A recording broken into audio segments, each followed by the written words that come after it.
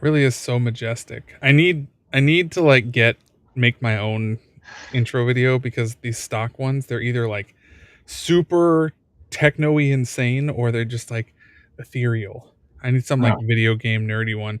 What's going on, everybody? Welcome to another edition of Friday Hotcakes with Fifth Wall Solutions. Fifth Wall Friday Hotcakes. Um, Andy, your camera's doing some weird things, but it's actually okay. It's like it's fine, and then it does this like glitch thing, like almost like you're slowly being hacked. So we will see what happens by the end of yeah. this. Roll the dice and see where it goes. Maybe Andy's going to be replaced by some creepy hacker guy. I don't know. We'll see. But today we're talking about schools. Schools are. I mean, one of the reasons we're talking about schools is because, uh, well, we are. What's today? April 12th, right? So we're April 12th, and that puts us within 90 days of 7/1. Is that right? May, June. Yeah. We're within Yes. 90 days of July 1st. And July 1st is a significant date in the insurance world. Why, Andy? In general. Well, no, I mean, we're, entering into the second half of the year, right?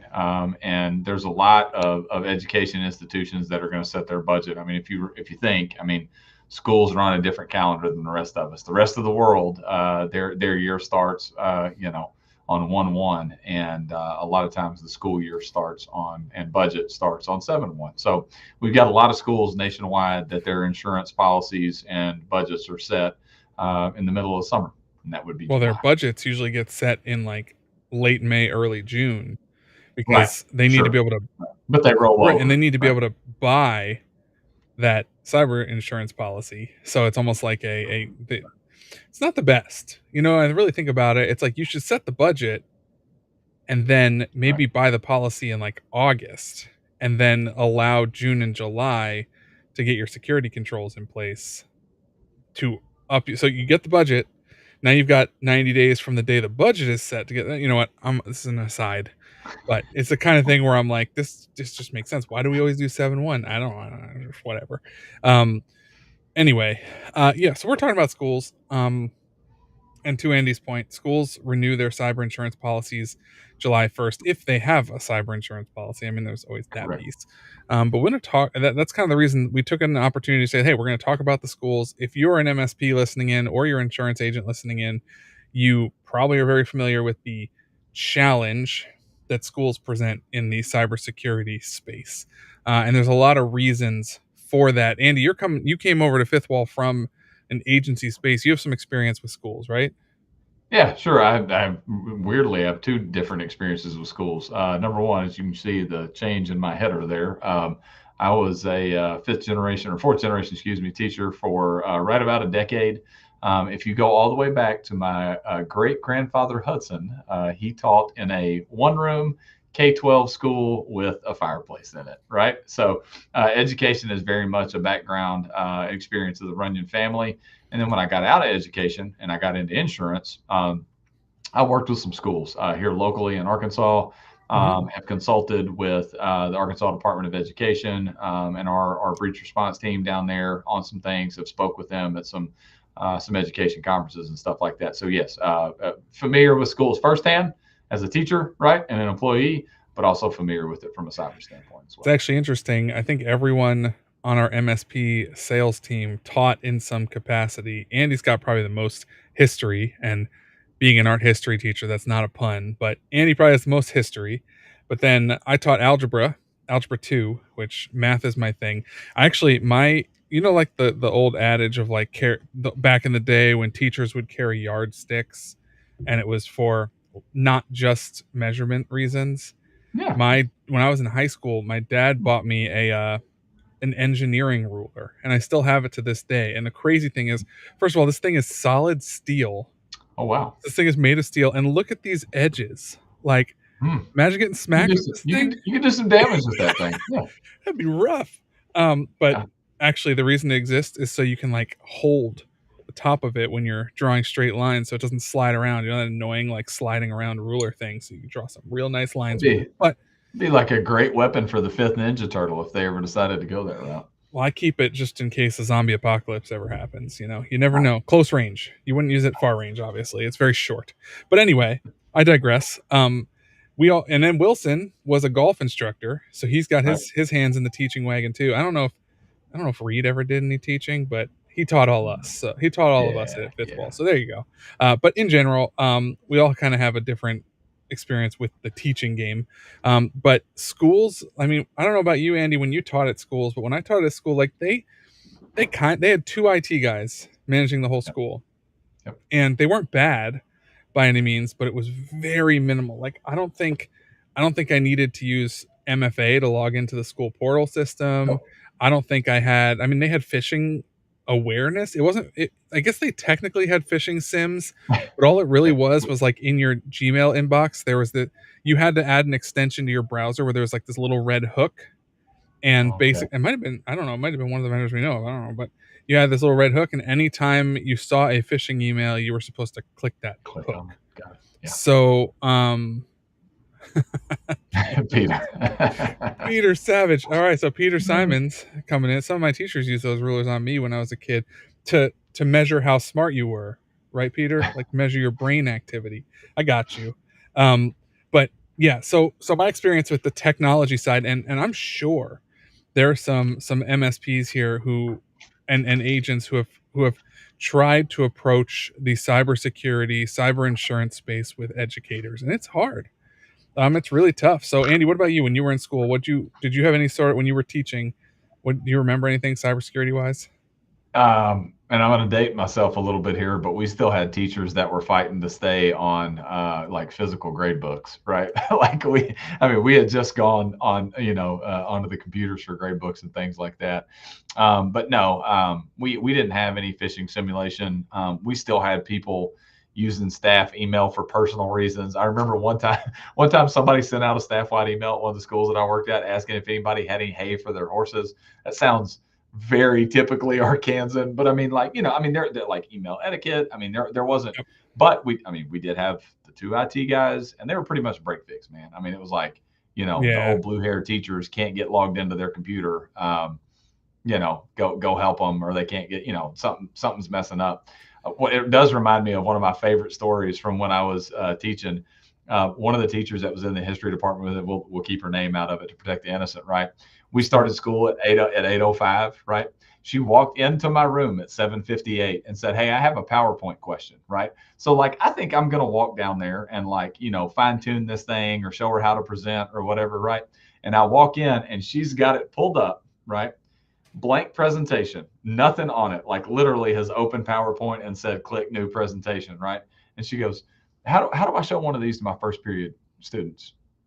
7 minutes before class started, right? Like it was like, yeah, this isn't really how this works. Well, So anyway, no, yeah, to that point, I mean, I when I was teaching was I mean, I taught algebra 2.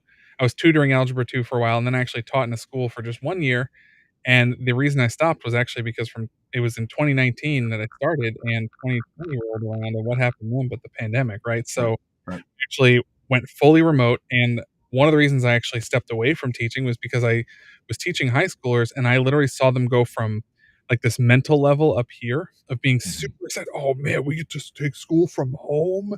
Oh, this is gonna mhm. be sweet," and by the end of the semester, man, they were all just miserable. They were lonely, Yep, they were yep. unmotivated, like, there was that challenge, but, uh, right before we went remote, I remember I was in the math department, I had to help all the teachers with learning how to like I was set, man. I had my iPad, I had it so it would stream, I had my Apple Pencil, I would stream Mhm, the mhm. lessons live, Yep. we'd work through problems together, Oh yeah. and some people were like, "I don't even know how to use" we use Zoom, "I don't even know how to use Zoom."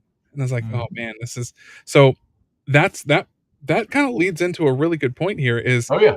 cyber schools are cyber targets, right? So hackers Right. are actively going after schools because to your point and to what the stories we just shared, there are a lot of people, not just teachers, administrators, people who are very not just cybersecurity, lacking in cybersecurity best practices, they're literally, like, not technological people. Yep. Um, But 100%. You think and that same lady that didn't know how to run PowerPoint, if she got an email in her inbox that said, "Hey, we're updating for HR, need you to put in your social security number and your banking information," what do you think she's going to do? Right? Like, I mean, there's no red flags going off at all, you know? So, yeah, school, I mean, like, and not only that, I would take this to a different degree. An extra degree is like, not only are they a major target, but they don't really know that they're a target, right? Like when I've talked cybersecurity to people in education, particularly people in administration, a lot of folks mhm, that are in administration started their teaching career in the 90s or the 80s, right? Excuse me, and we're in a different different era. So like when you ask them or when you mention ransomware or you mention phishing or you mention these things that are a threat, they're like, well, why would they want to hit us? Like, we don't have any revenue, you know. yeah. No, you're not wrong, but you know what? It makes me think of, like, some of the conversations we have around agents too, right? You have a lot of insurance agents who are now being asked to write cyber policies, who for 3 decades were writing other property and casualty lines. I was Never one. going back and forth with some people on a LinkedIn post yesterday about this, like, Right. there are those dedicated cyber people who, and this isn't a generational thing as much as it's a targeting thing, like, I Yep. understand how intense this is, so I'm gonna, um, go after this, as opposed to just kinda, "Oh, it's this new line of insurance that I kinda need to get behind," which is not gonna work. So, that's the challenge with the cybersecurity generation. But to take it even further, when I was a student, I was in high school, and I mean, obviously, cybersecurity was really minimal. Cable cable internet, so like, not, you're just getting past dial-up, now you're on the network, Right. like, continually, showing my age now, right? Meaning probably younger than you, but also showing my age, that I was in high school when cable internet was just becoming a thing, so the schools all switched Right. over to it, and they put these basic firewall filters on there Oh where, yeah. like, you try to Right. access some, like, I'd go to, like, websites to play games or whatever, and you'd be blocked, but then I Right. found out if I could just change a couple of characters in the URL, and I could bypass everything, right? So, the reason I say that is because I experienced firsthand how students tend to be little hackers. Like, Hmm. if you put a block in place, they're going to figure out a way to overcome that block. So Sure. not Right. only do you have cybersecurity services lacking in the schools, but the things that they do put in place, kids are like challenge accepted, and they're trying to now Yep. bypass it, right? Sure. So it's a mess. The risk is huge. Carriers don't want to deal with it uh, if it's not protected. Schools, like you mentioned, schools and budgets and whatnot, it gets really challenging. It gets kind of crazy. So I want to kind of kick this off. There we go. Brendan knows exactly what I'm talking about. V-tunnel was, I think that's what, maybe what I used too. But it was just this kind of thing. There were so many ways to just bypass the filters. It's not Right. like, students are little hackers. That's what they Right. are. So it's the reality. So I want to bring up this article here, and we're not going to go through the whole thing, but I want to share a little bit of it because it does kind of paint the picture. It's from a month ago, and it kind of paints the picture of how cyber attacks are not just or cyber criminals are not just targeting schools, but they're a very serious thing for schools to navigate and deal with. And Andy, you brought up something before about, like, the lady who needed help with her PowerPoint. If she were to get a phishing email, would she be able to like, even notice it? I mean, Right. for school staff, it's super easy. Hey, our budget meeting's coming up. Click this link here to make sure that what you want on the budget is included. And they click it, boom, done. Like, it's such an easy way. You could just blast that to the entire faculty Yep. base, and someone's going to click on it. Like, that's that crazy. So, anything to add before I jump into this article? No, other than just that, this has been a constant thorn in everybody's side. And the only context that I'll add is like, I don't want to sound like we're finger wagging schools, right? Here's what's happened. I mean, if you think about it, what has happened in the United States over the last decade, right? Is schools have had to become much more vigilant about their physical threat, right? So like school shooters, all that stuff, and like there have been policies and procedures changed all over the place, and that's been a major drain on schools. Well, here comes the cyber thing that's maybe not as important, or maybe not as at the front of the brain of an Yep. administrator as a physical threat of like a school shooter, right? And here we are as the nerds in the background going, hey, you need an incident response plan. You need to make sure that your network's segmented. You need to make sure that you're going to be able to be back up and have classes and make payroll and all that stuff. And they're going, yeah, I mean, sure, but we get all that, but we've got to put new doors in that make sure that, and like that's, I mean, honestly, that's the dynamic from a threat standpoint that has taken front seat in the car. Yeah, that's it, hands down. So, uh, let's talk about this real quick. So, Scott Elder has, I love how they start these out. Scott Elder has a pretty typical morning routine. He wakes up at 7 a.m., drinks coffee, and feeds the dogs. Bella, a rat terrier. First of all, why would you have a rat terrier? Sorry to anyone who does. Second And of all, why do we Spencer, a need those chihuahua. details? This guy just has like the weird rat dogs. But on January 12th, Elder's routine was interrupted by a concerning phone call. Blah blah blah. The IT department reported they had found some sort of computer virus. He says, "Oh, we've got a bug in the system, and they found it, so they'll just kill it, and we'll be done, right? If only it was that easy." So they start doing all this stuff, and they look into it. It says teachers they had to shut the network down, which meant teachers wouldn't have access to basic information about the almost 70,000. Okay, so pause there for a second. Right, when a situation 70,000. like this happens, this paragraph is the perfect example of what people are thinking of when there's a cyber attack. Oh, my network's down. I can't do my work, so just get it back up online and everything will be good. Right? That's where the mind goes. But this And, just falls and, apart. and, Go ahead. and where the cyber insurance mind goes is none of that matters. Does that say 70,000? It's Yeah. at 70,000 right now. How many are in the aggregate? Do you guys have 250,000 records on the server? Because Uh, that's where the insurance brain goes. it's wild. So they couldn't take attendance, which because apparently you need digital devices to take attendance nowadays. You can't just, pen and paper it anymore. Um, but all of this stuff. So this is important though.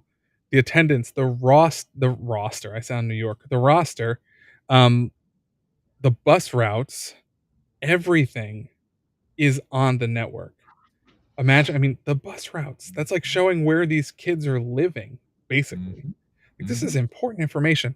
So, meanwhile, the IT staff is desperately trying to figure out whether the computer system has spread to their health records, security system, and payroll, right? So it's like, oh man, this is Mhm. bad. If the virus got into that stuff, we might have to wipe it all and reset all that information. Um, but turns out it was a much bigger situation. Um, this is where it gets into cyber attack terror. I would say that I went from a mildly disturbed at 7 a.m. to very concerned by 9 a.m. to stick to my stomach by noon because I was beginning to realize that this was not a one day event and that we had a real problem. This is the line. Then the ransom demand came for more than $1 million. Hmm. Bam. Okay, ransomware demand $1 million tends to be kind of normal because most people carry insurance for $1 million limits. So they're like, we're going to ask for that much. We don't know what's going to happen, right? So let's start there. But this is the part. I think I have to scroll down a little bit here because it actually shows what. Uh, Here we go. In many cases, sensitive data about students and staff, including social security numbers, sexual assault records, and discipline information, has been stolen. And some of this information can be used to steal identities or redirect payments or blackmail people. Honestly, Extortion. Yeah, individual extortion extortion, for sure. Yep. So like this is not like Andy, you said it before on the pre-call, the pre-stream here. Something about counselor records. Like what were you Yep. saying there? Well, I mean, it just reminds you. I mean, like you got to think about it, man. Some of these schools nowadays, I mean, they're mandatory reporters, right? So they got to document everything, right? Like if a kid shows up and there's abuse going on in the home or abuse going on in the school, and they tell a teacher, those folks have to report it, right? And they need to document it. So where do they document it? They document it on the computer, right? So a school, in a way, is going to have some information in the same way that like a psych clinic would, right? I mean, like there's going to be stuff in there about mental health, and there's going to be stuff in there about abuse and PTSD and Yep. suicidality and things like that. So, it's not a crazy jump to think that some of the breaches that we've seen in the mental health space could mirror or at least look like to a degree the education threat. Yeah. And this is just the situation, right? We haven't even gotten to the issues yet. We've just gotten to what could be, Right. where the issue is, all this. And this article is going from here's a specific instance to let's actually understand what's really going on here. According to a 2022 U.S. Government Accountability Office report, it can take up to 3 weeks for classes to get back to normal. So we like to say the average ransom is like 14 to 16 days for schools. It's average 3 weeks, 21 days. But behind the scenes, it takes some districts 9 months to recover, and that's the key here. I mean, that's something that this is not just school districts. This is something. I mean, cyber insurance policies 101, Andy. So we've got business interruption expense, but what's that other? There's other expenses there. I mean, the reality is, right? People are always thinking the business interruption piece. My network's Yep. off. I can't really do things. That's covered by this 3 week number, right? Right. 3 weeks Right. for classes to get back to normal, but 9 months to recover from a cyber attack. What's all that other stuff about? Yeah, I mean, you're talking about reputational harm. Every butt that's in seats, right, is worth money to that school district if they have a Yep. mass transfer event afterwards. And listen, I mean, I'll be honest with you, former teacher. I mean, let's paint a quick picture real quick, right? Like I'm a younger teacher and I have a cybersecurity brain, and like I have a technology driven classroom because it's what you've asked me to do, right? You've told me to be the cool teacher, like involve tech in your classroom, right? But you don't take cybersecurity seriously. So I have to go in and I have to go to paper records and I have to completely and totally reroute my entire lesson plan for 3 weeks or 4 weeks, right? Because Yep. I have no tech in my room, right? And guess what? You just missed my last paycheck because you don't have access to your payroll system, right? So, as a young, excited, really good teacher who has opinions about these things that you don't listen to, and now you're telling me to do my job one way and you're forcing me to do it another way because you take this not so seriously. Is there a teacher shortage or is there a teacher surplus Right. nationwide? Yeah. Guess what? I'm gone. I'm gone. I'm out. Right? Like if that gets long enough and my concerns aren't heard enough and I'm not paid enough, I'm going to the next district. Yeah. And on top of that, you just mentioned it, like, what did we say? What was that number at the very top? Something like 70,000 students enrolled in New Mexico's school districts, right? Right. So top school districts. So let's Yep. say this particular school district has 10,000, 15,000, 20,000, whatever. It's a big district. I Right. don't know. Every one of their records being potentially leaked, lost, medical records, physical records, mental records, all that kind of stuff you were talking about, addresses, identifiable information of kids, minors. Right. This can lead to lawsuits, and those Yeah. lawsuits Yep. oftentimes they're not going to present themselves in the first 2 weeks of Right. this incident. They're going to come up 5 months, 6 months later. So Right. that's where a lot of this, you have a 9 month recovery period. You have a 9 month recovery period because of what's going on. Um, Peter Simon asked a And good question here. I'm sorry. We should just pause real quick. Do insurance companies that insure schools have access to that sensitive information as well? Um, no. So, I mean, the insurance carriers aren't accessing your sensitive information. The insurance carriers are accessing nothing. They're literally saying, "Hey, we want to know what your cybersecurity posture is. So attest to that, and we will give you a policy." I mean, that's the insurance space. They're not Right. going to ask for records. That would be very bad. I would not trust an insurance carrier to hold on to my sensitive data personally.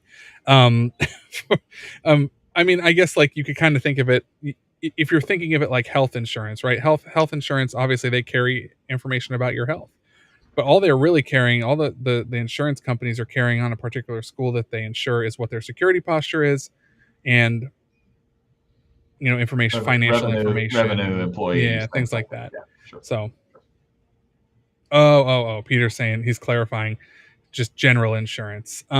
So potentially, I mean, again, I don't think so because most insurance is going to be based on the specific things that are required in order to underwrite the risk. Um, so it really just depends on the nature of the insurance policy that's being written, right? So for something like general liability, there may be more sensitive information in there depending on the nature. They may have questions like how many sensitive things, but we're not talking. We'll talk about that later. Peter, you just said we'll talk privately later, so we'll do that.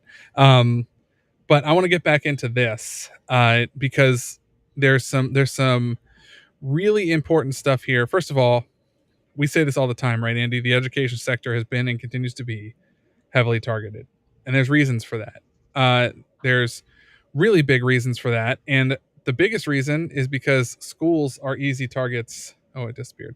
Schools are easy targets for hackers. I mean, that's That's it, plain and simple. To Andy's point, to what we've been sharing already, schools tend to have very immature cybersecurity posture, right? Um, schools, and there's one sentence here before we get into like why. I don't think we need to go into cyber crisis mode or things like that. That's more story driven. We want to talk about the data here. This is a big one. Schools are low hanging fruit again because they tend to be under secure, but they represent 9,000 or not that schools. This is it. Schools are often a community's single biggest employers, and school systems collect a lot of data. So you're collecting a ton of data, but you also tend to be very undersecured. You are like a hacker's dream target.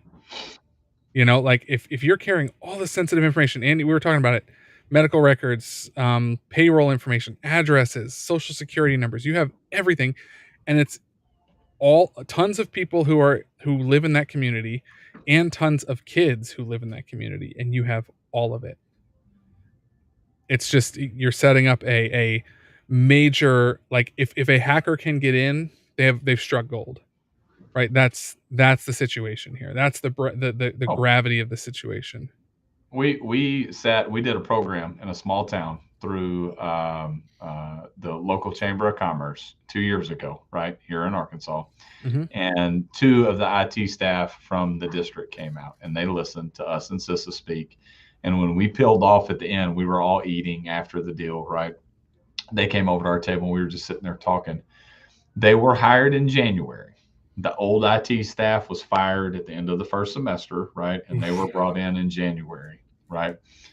Every single password in the district was defaulted to password 123 unless somebody had gone in and changed it themselves. Wow. So I mean, and guess what? They were hired in January. Their breach was in February. They said they were back to 90% in December. So that 9 month window that you just, I mean, that when you read that, that was exactly. I'll keep the names out of it to protect the innocent. Yeah. But like It's pretty that, I accurate. mean, that was right on spot with what we heard from that school district IT group that they got breached in the second month, and we're back up right around the 11th, 12th month. Um so to that point, here's this last piece I want to share before we get into some actual like specifics of the challenges we face, maybe some ways to overcome those. But I just want to talk about the monetary situation because we're not, you know, schools. We're going to talk about budgets in a minute, and schools have very strict budgets, right? They need to be voted on. Public schools, they need to be voted on by the residents of the town of that school district, and then those budgets are set at a particular time period, right? So but check this out. So in 2022, cyber attacks cost schools and colleges an estimated, this is total, this is not per institution, $9.45 billion in downtime alone. So downtime, that's not everything, right? There's also the cost of recovery. So just in the downtime, so what's included in downtime, Andy? If you were to think of like a cyber insurance policy, what are we looking at there? Well, I mean that is the business income part, right? Like Hmm. anything that's coming in is in downtime, but then there's also too, I mean, you got to think through bricking, Dependent right? Yeah, bricking. dependent business. Yeah, I mean, like if there's any like actual loss to the actual, I mean, schools have a ton of computers and phones, right? And like if it's bad enough that all of those things are turned into essentially a brick, you got to replace all of that hardware, right? So a lot And of the those first downtime. party coverages. Yeah, but then also Okay. too, you've got. I mean, like I've got a good friend that works in a school district as an IT as a tech, right? And he said that when they experienced their breach, that for 3 straight weeks he worked 13-hour days on average, right? Well, guess what? You got to pay overtime to those guys, right? Like, I mean, that there's so much stuff that people don't think Yeah. about, that are embedded into that cost. Wild. So, according to Comparitech, Buffalo Public Schools in New York had an attack in March of 2021, spent around 10 million on recovery efforts. $10 million for their school district. So, think about that cuz I mean, for most insurance agents on this call, how many have written or how many have written policies for $1 million for schools? How many have seen policies for $1 million for schools, not really thinking, oh, it's just something we see in the agency space a lot is the blanket writing of $1 million. $1 million is the way to go. You just need $1 million. That's it. You're good. Baltimore County Public Schools spent around 8.1 million on their recovery efforts. Obviously, the costs aren't always that high, but they do often strain budgets. Again, those budgets are tight. And that I think is kind of what I'm getting at here is when you look at cyber insurance policies, they tend to I see a lot where business, and you see this, Andy. I know Wilson sees this on the policy side. There are tons of policies just written at $1 million where you look at the revenue or you look at the potential loss of that business and you're like, you could lose 10 times this amount in one attack. Yeah. And And so man, yeah, honestly, for public schools, it's worse. Because I would say, I mean, let's take what Arkansas has done as an example. And I know that if Arkansas do it, other schools are doing it out there. Generally, those schools, public schools, insure by pooling, right? Like they pool sure. their risk together and they operate in an insurance pool. And they do that for property and casualty insurance, and they do it for work comp insurance. And listen, this is public information. You're going to get some of my opinion in here, but just roll with me, right? The state of Yep. Arkansas decided that they were going to pool insurance for cyber insurance, right? So, number one, when we're talking about risk, like what's the issue with that that's different, right?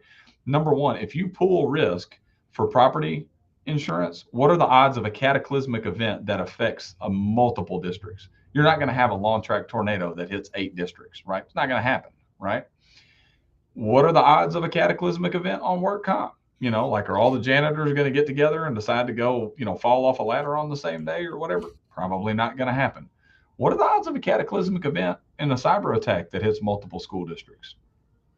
Not bad, right? Not bad. Yeah. So, like pooling risk, number one, for cyber, really poor idea. Then on top of that, the folks that were pulling the strings at Arkansas in their infinite wisdom decided to go in and cap the limits at $250,000. So you have to buy, you're required to buy into this policy, right? It Hmm. caps at 250K and it doesn't pay for ransom. What good is that? What good is that? It doesn't do any good. It's just, I mean, it's to say it's a talking point, right? It's so somebody in administration, politics, whatever, can go out and say, "Hey, look what we did. We got cyber insurance for Arkansas schools. You just Right. handed them, 5 minutes of insurance. Congratulations." Nothing's going on. Yeah. It's like why here's the challenge, right? Is we often will say like, "Hey, you know what?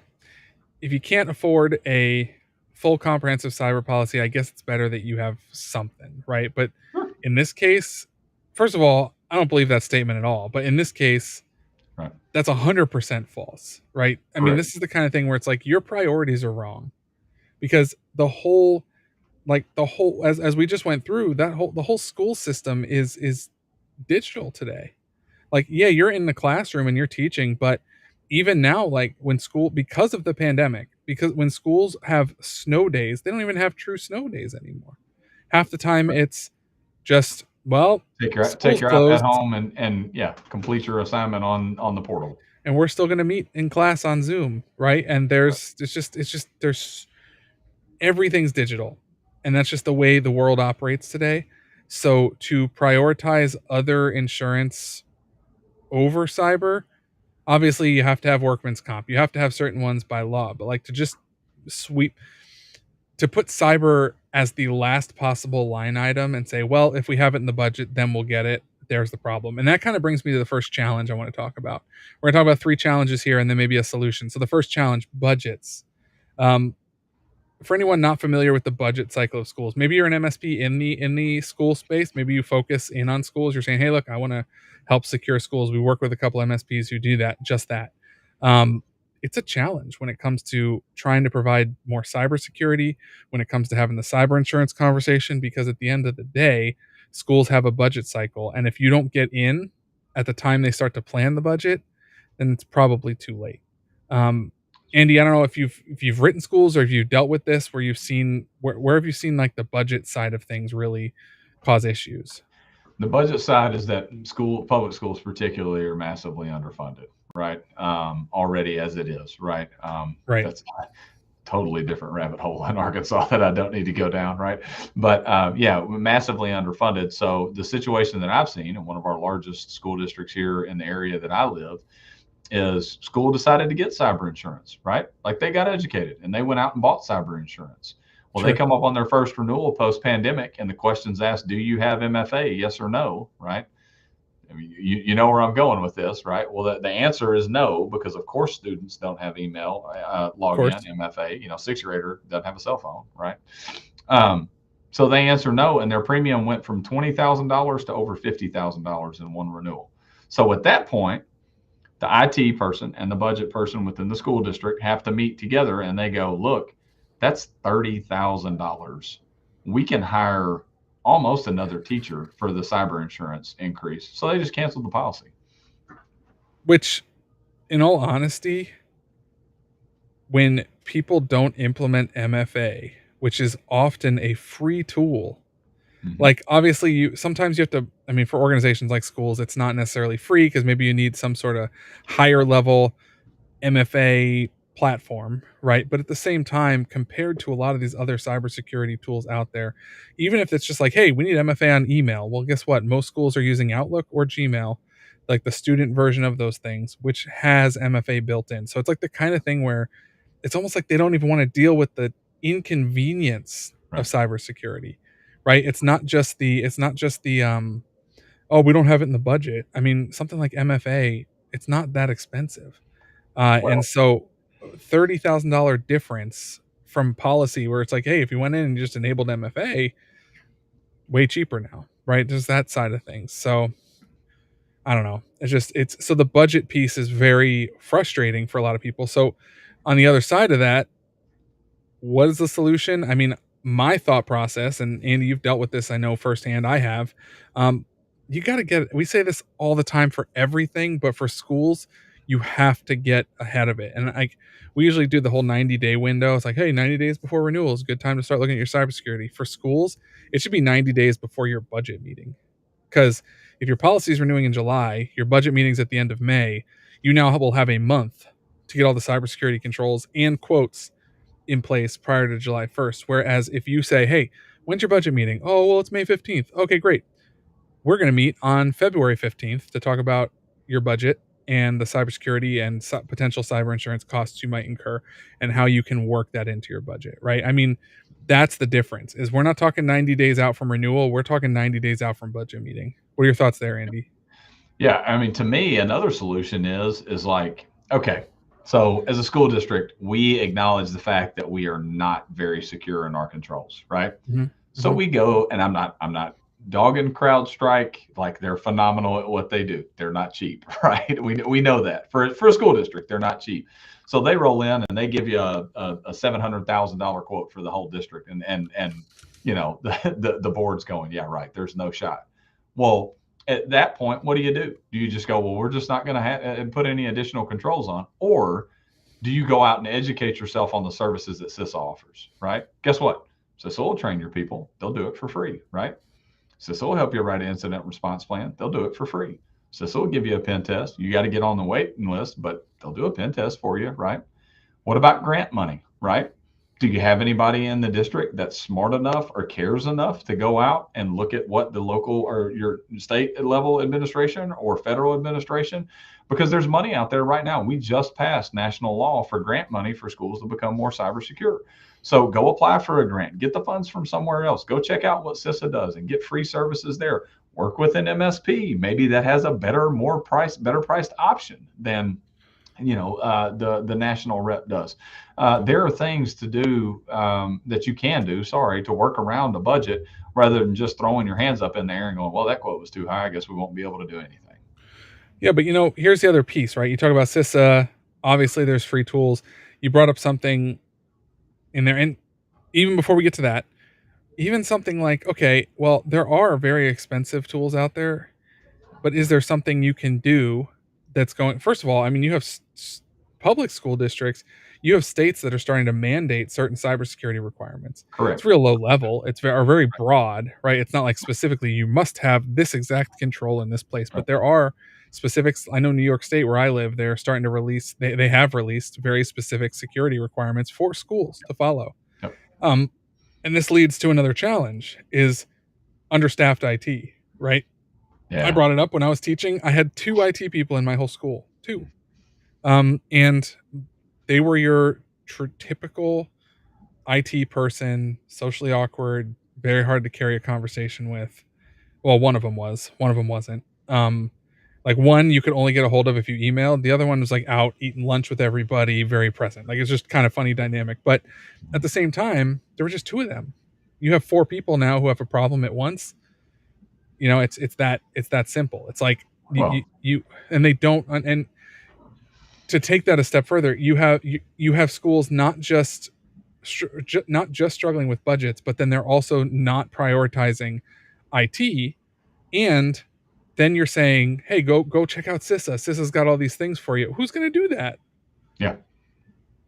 100%. So And I mean, that's if you my, I think don't know. about it too, I mean, like, what are those guys normally doing? I mean, let's be honest. What are they normally doing, right? Have you They're tried going turning it and on and off again? yeah, yeah. They're they're going and resetting somebody's printer so it'll print, right? They're going, well, I forgot my password, right? Well, fill out this form or whatever that we've got to do for compliance. So, like, I mean, that's the majority of what they're doing is break fix menial tasks with folks that aren't tech savvy, right? Like, like are they able to, from an hour in the day standpoint, really dedicate solid efforts to the physical cybersecurity of the district? Here's my thought.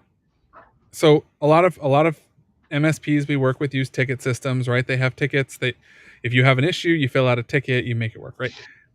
School district IT, and nothing wrong with ticket systems, but at the same time, you've got school. Actually, there are a lot of things wrong with ticket systems, but that's another day.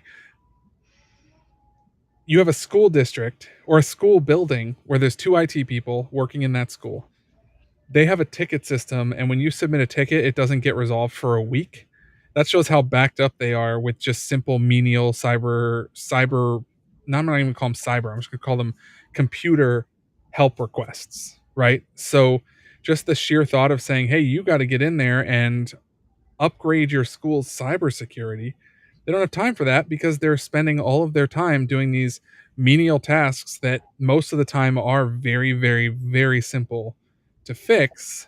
Or at the very least, if a person is capable of using Google, they probably could figure out how to fix it themselves, right? And that's the, but they're getting bombarded with those requests so that they don't have the time to up the cybersecurity. Again, they're understaffed.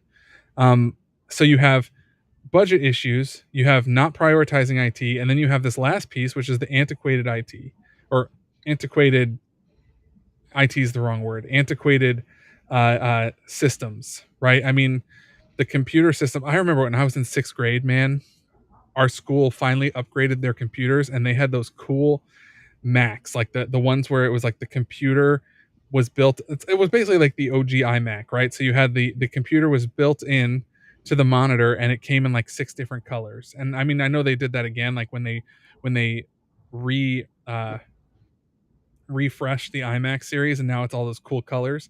It was basically like a harkening back to that old, like they were the plastic computers. They kind of had like this shape to Right, them, and right the screen, and they right. came in like 6 different colors. So we went in the computer lab. They had all those, but up until that point, man, it was those like box floppy Mhm. disk computers. When at home, we had already been using, at least discs, like CDs and stuff in our computer. We could play Right. games, things like that. It's just they're usually, and I'm sorry, I'm just like talking a ton here, but they basically like went from, I just nerd. You give me a platform to nerd out about tech, and I'm going to nerd out about tech. But they went from, you have all those old antiquated computers, and if we're looking at the stats there, where they have tens of thousands of students and multiple campuses and buildings that they have to, and multiple admins, and a teacher has to have a computer in the room and all that kind of stuff. All of a sudden now you're saying, oh, we don't just need to budget for security, we need to budget for computers that we can monitor ourselves, right? Versus BYODs, where it's saying every student's bringing a cell phone, every teacher's bringing a cell phone, they can log into all their stuff from that cell phone. Like this can blow up, right? And so there's those challenges too, where it's like the school's computers versus the BYODs, and it gets all over the place. Right. So, I don't know. It's you run into all these issues. So I feel like going back to what we are saying before, Andy, how do we solve this problem? Yeah. You've been there. So, yeah, I think that, I mean, part of the solution is, I think that if you want to go at the extremely granular level, right, is like education. If you have a tech problem, well, let's start educating children better in the ways of tech, right? Like if we've got this massive gap on professionals in the cybersecurity realm or sector, right? Let's start offering more STEM classes. Let's create, programs that are going to kick out students that are more savvy. Let's get that workforce ready to go and start that, in the kindergarten, or not in kindergartens, in the elementary schools, right? From there, Wait, before you go I've on to seen, from there, yeah, I uh, think specifically too, and I know STEM doesn't really do this, but I think there needs to be some level of cybersecurity education in schools because, like I said, students yeah, are little hackers because yeah, they're not thinking about getting hacked. They're thinking about ways to bypass all this stuff. So if you're not educating them on why this stuff's important and what could actually happen, and it's going to sound kind of terrible, but at the same time, I think it's totally reasonable that if a cybersecurity incident can be traced back to a student, there are penalties because of that. all right, Like, well, depending on the nature of the incident. Like if yeah, they accidentally fell for a phishing email, that's a little different from, hey, no, you intentionally bypassed yeah. our security and let If they're something going in that shouldn't if have. they're going in and changing grades, which we've seen, right? Like if we can get in there and go change a grade to get my GPA up, yeah, absolutely. Yeah, But no, I mean, I think that it starts with, like I said, educating the kids. I mean, what are we doing? We're educating. We're schools, right? Like, let's raise up that next generation and make them better than the previous, right? And then let's, as a community, let's create resources, yeah, whether it's MSPs doing programs, right? What I've seen here in Arkansas that I really love is we've got a group called ACDS, and what they'll do is they'll take young professionals that are coming out of college, and they will pay for them a 6 month internship, right? And if like it's a awesome. local school district is understaffed on IT, right? And we've got folks coming out of your local colleges or junior colleges that are pushing into that profession. And there's this entity that'll stand in the gap and they'll say, hey, school, we know you can't afford extra people. Hey, student, we want to get you some on-site training, right? And not just throw you to the wolves right out of the gate. Here's this 6 month internship with your local school district as a part of your coursework or when you complete your degree. Like, that's a phenomenal program. People just need to It's tap in. awesome. That's really good. So yeah, I think I just think that if we can get people educated on this stuff, it's ironic to be talking about education in the educational sphere, right? That the educational sphere is the least educated in a lot of ways when it comes to cybersecurity. I would say maybe second to like municipalities, which is even crazier to me because if you take you're just talking about student data at schools, now we're talking about like entire counties of people Yeah. whose data Yeah. is getting compromised. So there's that. I'm Everybody. not going to say schools, you're not the worst. You got it. Way to go. Yep. But at the same Yep. time, schools need to like school leaders, administrators need to be taking cybersecurity seriously. It needs to be worked into budgets. And then people um, from the MSP side and honestly from the insurance side, like you need to start having the conversations early, like in February about Yes. this stuff. Because if you're waiting until Plan May, it's too late. plan ahead, man. I mean, like, so great example of that not happening, right? Uh-huh, uh-huh. The largest school district in our state fell victim to a ransomware attack, right? The board meeting to decide whether or not the ransom would be paid 2 weeks after the initial threat. Wow. 14 days before they even sat down to decide whether or not they were going to pay a ransom. So if you're asking, hey Andy, hey Will, you think administrators have got cybersecurity on the front of the are we doing incident response plans at the school district level? There's your answer. There you go. Wow. So I don't know. For everyone else listening in, we've been talking a lot about schools. I don't know what you've dealt with schools, if anything, but definitely, I'm going to pull these things off. It's just really good to consider. And schools aren't alone in this, right? We talked about schools because they're a heavy target. There's a lot going on, but Andy brought up something here. Planning ahead is becoming the norm in cybersecurity. You can't.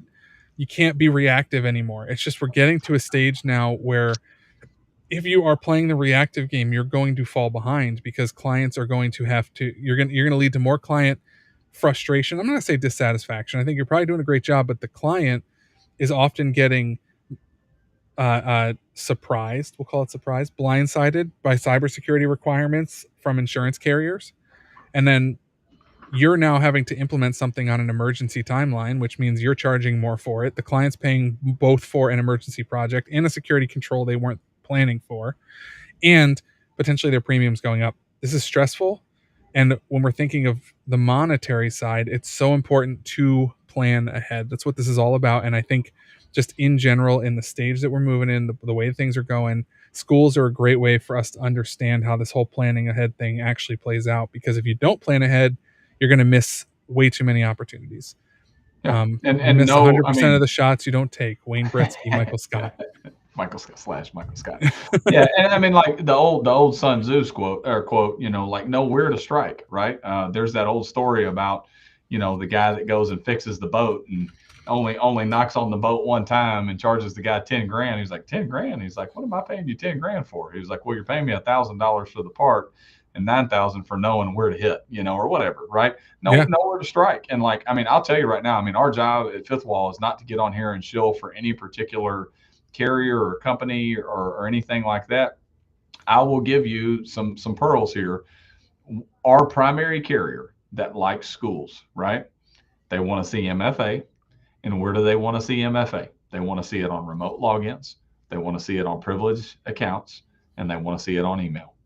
If you can do those things, you've won half the battle. I mean, that's just, I mean, making sure that MFA is at in play in the correct spots in the network across the district. You're doing pretty good right there. That's it. So that's pretty much it. I think we're at 50 minutes here. I think it's a good place to kind of wrap up. Andy, any other? I mean, you just gave a good final thought, so probably no more final thoughts. But if you have something, great. Either way, thanks everyone for tuning in. We are really thankful and pumped that you were able to jump in here and be a part of this. I may have a baby next week, so probably not going to be doing one of these next week, Andy. Unless I can get John to potentially help you do one on your own. You may have to bring on someone to What are you trying to solo say? it. You trying to say that the Southerner can't do hot cakes on his own? Because I don't know. if you are, you would be absolutely correct. I could probably show you some things, but yeah, chances are we probably won't be doing one of these together next week. But Andy might come on and do something. So, in all that, thanks for listening, everyone, and we will catch you soon. Have a great day, guys. See y'all.